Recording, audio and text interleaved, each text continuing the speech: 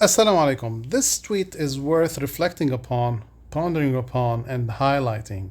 It's a tweet by Paul Golding, a right wing British politician. He wrote, "Increasing numbers of white Britons are converting to Islam. This, in part, is because of revulsion over our diseased liberal society." Now, there's a lot of meanings between the lines, and there's a lot of implications based on this tweet.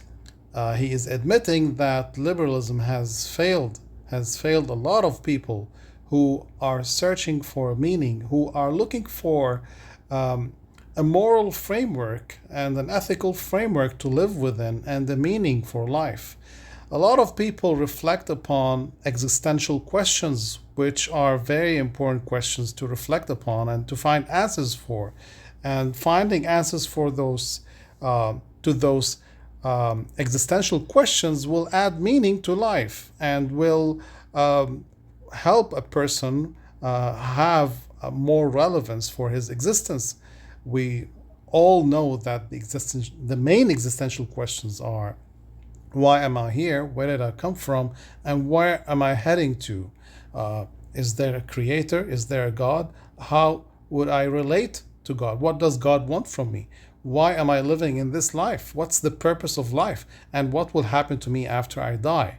So, in search for those questions, a lot of people, not only from Britain, but from all over the world, find answers in Islam, because Islam is a religion that is very clear. It's an open book, and it is based on evidence. It is not just, well, close your eyes and follow me, or blind faith. Islam is not blind faith.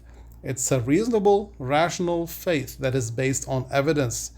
And people, when they read about Islam, they know that it is very clear, that it is very reasonable. There's nothing that is irrational or unreasonable in the Islamic faith, and they will feel fulfilled as their existential questions have been answered.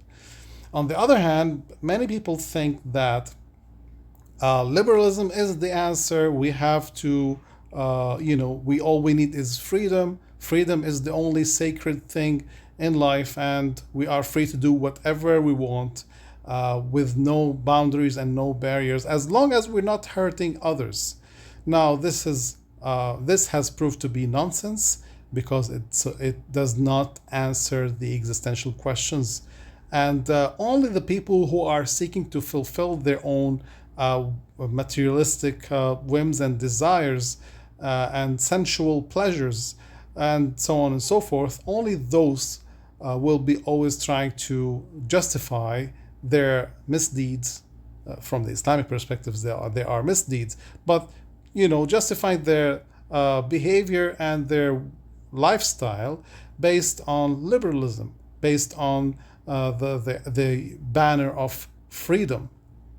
On the other hand, people who go beyond that, people who become more mature and transcend beyond the ephemeral and worldly desires and sensual pleasures, they seek something that is deeper and more relevant. And they will find that once they get introduced into Islam, and once they study Islam and feel convinced that Islam is the true religion and live the Islamic way of life. Now, this is an open invitation to everyone, especially for Muslims who don't really know their religion, or who are, if you want to say, blinded by the, banners of liberalism, and blinded by their own whims and desires, and seeking only sensual pleasures in this life. This is an invitation for them to read more about Islam, to learn Islam, and to practice it.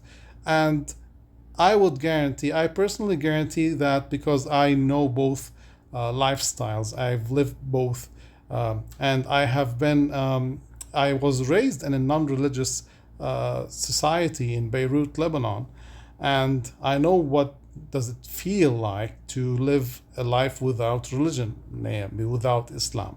And then after I have chosen to live as a Muslim, everything has been changed.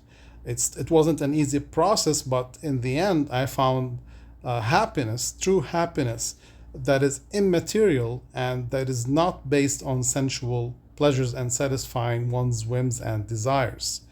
So, read more, learn more, and you will find fulfillment once you encounter the truth and embrace it and live upon it. Thank you for listening. Later, inshallah. Assalamu alaikum.